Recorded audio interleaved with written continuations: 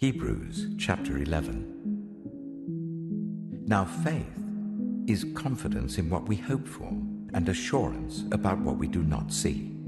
This is what the ancients were commended for.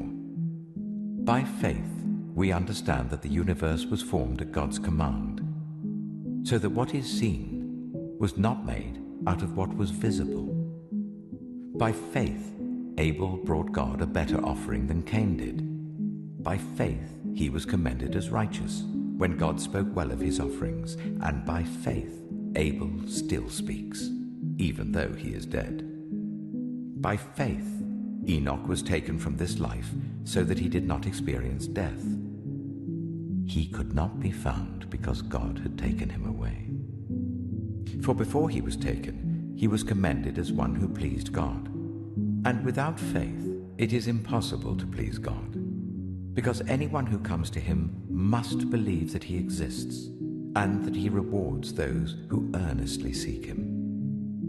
By faith, Noah, when warned about things not yet seen, in holy fear built an ark to save his family. By his faith, he condemned the world and became heir of the righteousness that is in keeping with faith. By faith, Abraham, when called to go to a place he would later receive as his inheritance, obeyed and went, even though he did not know where he was going.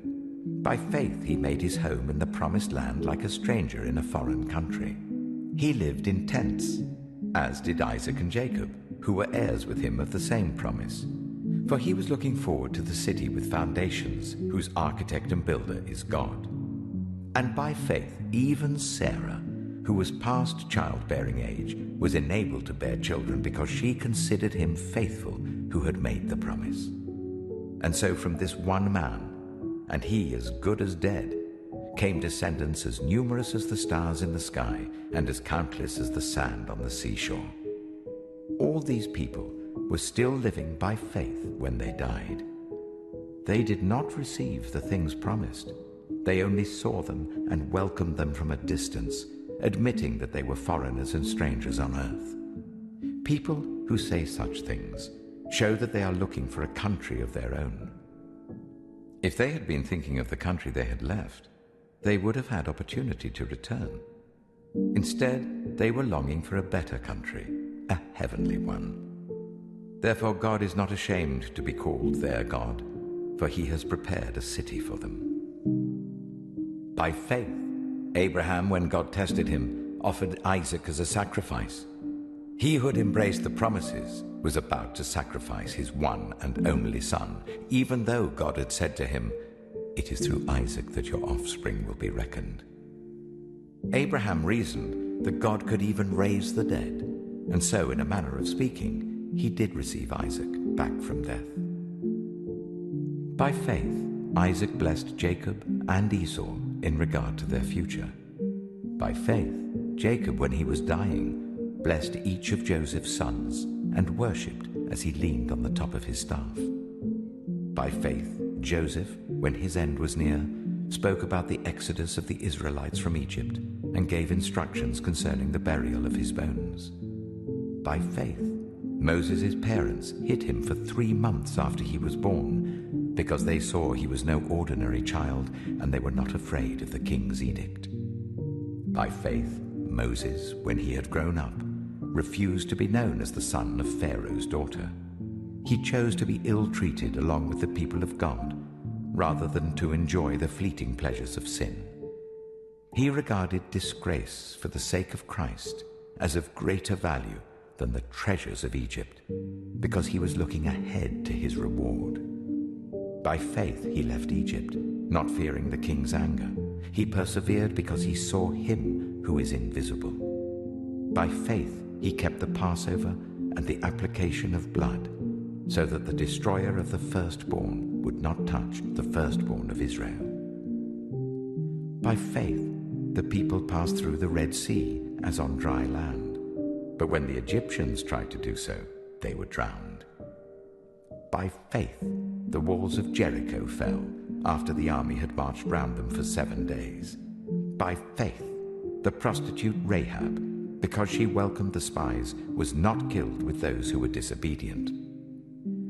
And what more shall I say? I do not have time to tell about Gideon, Barak, Samson, and Jephthah, about David and Samuel and the prophets, who through faith conquered kingdoms, administered justice, and gained what was promised, who shut the mouths of lions, quenched the fury of the flames, and escaped the edge of the sword, whose weakness was turned to strength, and who became powerful in battle and routed foreign armies. Women received back their dead, raised to life again.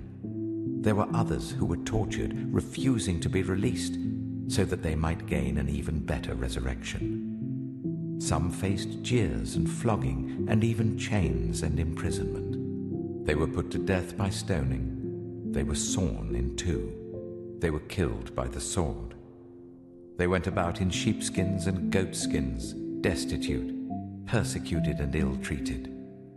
The world was not worthy of them. They wandered in deserts and mountains, living in caves and in holes in the ground. These were all commended for their faith, yet none of them received what had been promised, since God had planned something better for us, so that only together with us would they be made perfect. Psalm 37. Do not fret because of those who are evil, or be envious of those who do wrong. For like the grass they will soon wither, like green plants they will soon die away. Trust in the Lord and do good. Dwell in the land and enjoy safe pasture. Take delight in the Lord, and he will give you the desires of your heart. Commit your way to the Lord. Trust in him, and he will do this.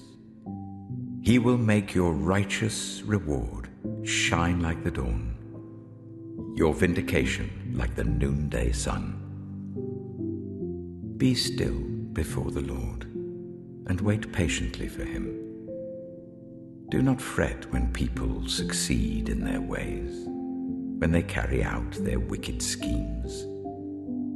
Refrain from anger and turn from wrath. Do not fret. It leads only to evil. For those who are evil will be destroyed, but those who hope in the Lord will inherit the land. A little while, and the wicked will be no more. Though you look for them, they will not be found. But the meek will inherit the land and enjoy peace and prosperity. The wicked plot against the righteous and gnash their teeth at them. But the Lord laughs at the wicked, for he knows their day is coming. The wicked draw the sword and bend the bow to bring down the poor and needy, to slay those whose ways are upright. But their swords will pierce their own hearts, and their bows will be broken. Better the little that the righteous have than the wealth of many wicked.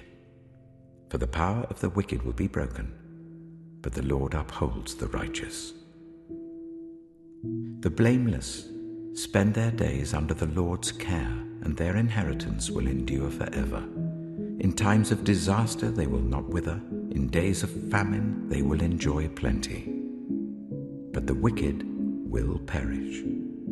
Though the Lord's enemies are like the flowers of the field, they will be consumed. They will go up in smoke. The wicked borrow and do not repay, but the righteous give generously. Those the Lord blesses will inherit the land, but those he curses will be destroyed. The Lord makes firm the steps of the one who delights in him. Though he may stumble, he will not fall, for the Lord upholds him with his hand.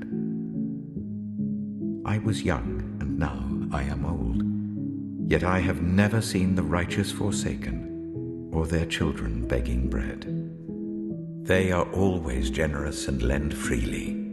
Their children will be a blessing. Turn from evil and do good. Then you will dwell in the land forever. For the Lord loves the just and will not forsake his faithful ones. Wrongdoers will be completely destroyed, The offspring of the wicked will perish. The righteous will inherit the land and dwell in it forever. The mouths of the righteous utter wisdom, and their tongues speak what is just. The law of their God is in their hearts, their feet do not slip. The wicked lie in wait for the righteous, intent on putting them to death. But the Lord will not leave them in the power of the wicked, or let them be condemned when brought to trial. Hope in the Lord and keep his way. He will exalt you to inherit the land. When the wicked are destroyed, you will see it. I have seen a wicked and ruthless man flourishing like a luxuriant native tree. But he soon passed away and was no more. Though I looked for him, he could not be found. Consider the blameless, observe the upright. A future awaits those who seek peace, but all sinners will be destroyed. There will be no future for the wicked. The salvation of the righteous comes from the Lord. He is their stronghold in time of trouble. The Lord helps them and delivers them. He delivers them from the wicked and saves them, because they take refuge in him. Deuteronomy chapter 10. At that time, the Lord said to me, "Chisel out 2 stone tablets like the first ones and come up to me on the mountain. Also make a wooden ark. I will write on the tablets the words that were on the first tablets which you broke. Then you are to put them in the ark." So I made the ark out of acacia wood and chiseled out 2 stone tablets like the first ones, and I went up on the mountain with the 2 tablets in my hands. The Lord wrote on these tablets what he had written before, the 10 commandments he had proclaimed to you on the mountain out of the fire on the day of the assembly. And the Lord gave them to me. Then I came back down the mountain and put the tablets in the ark I had made, as the Lord commanded me, and they are there now. The Israelites traveled from the wells of Bene Jaakan to Mosera. There Aaron died and was buried, and Eleazar his son succeeded him as priest. From there they traveled to Gudgoda and on to Jotbathah, a land with streams of water. At that time, the Lord set apart the tribe of Levi to carry the ark of the covenant of the Lord, to stand before the Lord to minister and to pronounce blessings in his name, as they still do today. That is why the Levites have no share or inheritance among their fellow Israelites. The Lord is their inheritance, as the Lord your God told them. Now I had stayed on the mountain for 40 days and 40 nights, as I did the first time, and the Lord listened to me at this time also. It was not his will to destroy you. Go, the Lord said to me, and lead the people on their way, so that they may enter and possess the land that I swore to their ancestors to give them. And now, Israel, what does the Lord your God ask of you but to fear the Lord your God, to walk in obedience to him, to love him, to serve the Lord your God with all your heart and with all your soul, and to observe the Lord's commands and decrees that I am giving you today for your own good. To the Lord your God belong the heavens, even the highest heavens, the earth and everything in it. Yet the Lord set his affection on your ancestors and loved them, and he chose you, their descendants, above all the nations. As it is today, circumcise your hearts, therefore, and do not be stiff-necked any longer. For the Lord your God is God of gods and Lord of lords, the great God, mighty and awesome, who shows no partiality and accepts no bribes. He defends the cause of the fatherless and the widow, and loves the foreigner residing among you, giving them food and clothing. And you are to love those who are foreigners, for you yourselves were foreigners in Egypt. Fear the Lord your God and serve him. Hold fast to him and take your oaths in his name. He is your praise.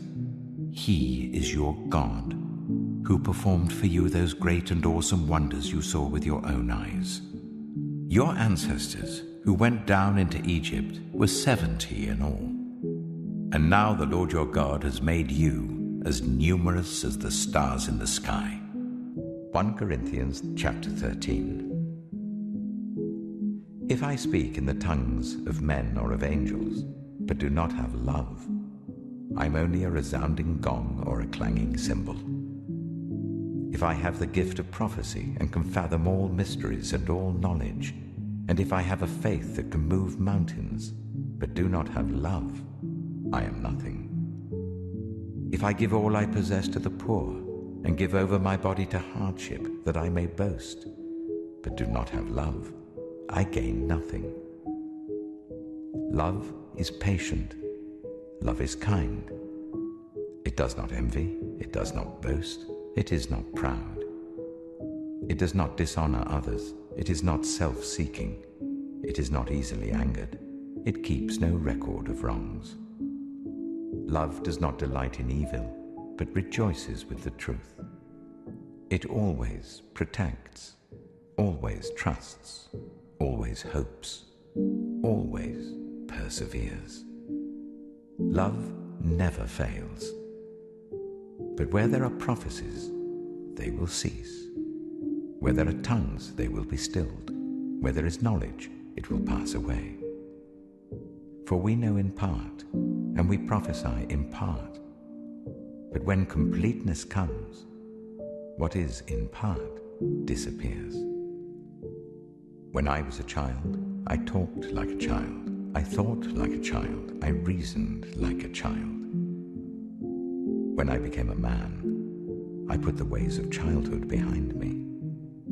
For now, we see only a reflection, as in a mirror.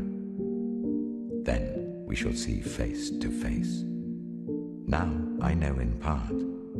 Then I shall know fully, even as I am fully known.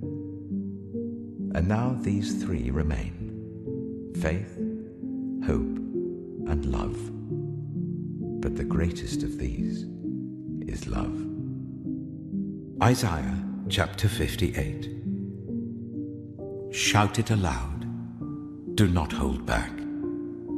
Raise your voice like a trumpet. Declare to my people their rebellion, and to the descendants of Jacob their sins. For day after day they seek me out. They seem eager to know my ways, as if they were a nation that does what is right and has not forsaken the commands of its God. They ask me for just decisions and seem eager for God to come near them. Why have we fasted, they say, and you have not seen it? Why have we humbled ourselves, and you have not noticed? Yet on the day of your fasting, you do as you please, and exploit all your workers. Your fasting ends in quarreling and strife, and in striking each other with wicked fists. You cannot fast as you do today, and expect your voice to be heard on high. Is this the kind of fast I have chosen? Only a day for people to humble themselves? Is it only for bowing one's head like a reed and for lying in sackcloth and ashes? Is that what you call a fast? A day acceptable to the Lord? Is not this the kind of fasting I have chosen? To loose the chains of injustice and untie the cords of the yoke, to set the oppressed free and break every yoke. Is it not to share your food with the hungry and to provide the poor wanderer with shelter? When you see the naked, to clothe them, and not to turn away from your own flesh and blood? Then your light will break forth like the dawn, and your healing will quickly appear. Then your righteousness will go before you, and the glory of the Lord will be your rear guard. Then you will call, and the Lord will answer. You will cry for help, and he will say, Here am I. If you do away with the yoke of oppression, with the pointing finger and malicious talk, and if you spend yourselves on behalf of the hungry and satisfy the needs of the oppressed, then your light will rise in the darkness, and your night will become like the noonday. The Lord will guide you always. He will satisfy your needs in a sun-scorched land and will strengthen your frame. You will be like a well-watered garden, like a spring whose waters never fail. Your people will rebuild the ancient ruins and will raise up the age-old foundations. You will be called repairer of broken walls, restorer of streets with dwellings. If you keep your feet from breaking the Sabbath and from doing as you please on my holy day, if you call the Sabbath a delight and the Lord's holy day honorable, and if you honor it by not going your own way and not doing as you please or speaking idle words, then you will find your joy in the Lord.